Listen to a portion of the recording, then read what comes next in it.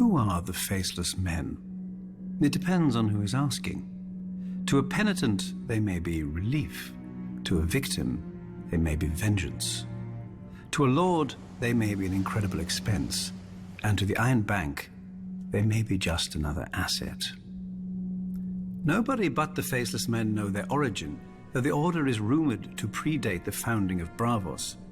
We know only that they reside in, or are somehow aligned with, the House of Black and White, that odd and lonely building where few who enter ever leave.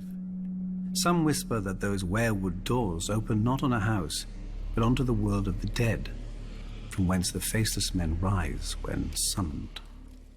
We can dismiss such foolishness as we do the fishwives who spread it. The House of Black and White is merely a temple, consecrated to the many-faced god, and filled with statuary of his many faces. The old gods of Westeros, the Lord of Light, the Black Goat, the Lion of Night, the Weeping Lady, the Stranger.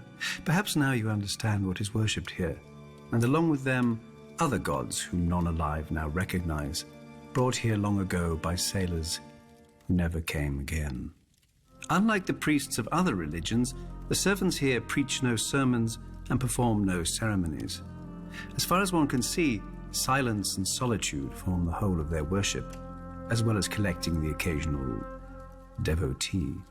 If one wants to engage a faceless man, one visits the House of Black and White and pays the price. As for what that may be, those who have paid it rarely speak of it. For make no mistake, from the moment the faceless man accepts your offer, the man you named is dead, though he doesn't know it. Perhaps not that day, perhaps not that year, but soon and inevitably.